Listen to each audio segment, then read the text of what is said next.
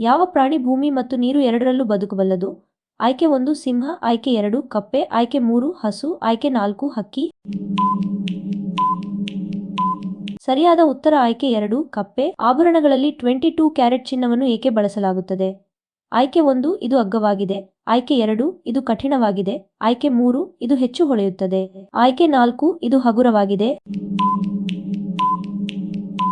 ಸರಿಯಾದ ಉತ್ತರ ಆಯ್ಕೆ 2 ಇದು ಕಠಿಣವಾಗಿದೆ. ಓಡುವಾಗ ಹೃದಯ ಎಷ್ಟು ವೇಗವಾಗಿ ಬಡಿಯುತ್ತದೆ?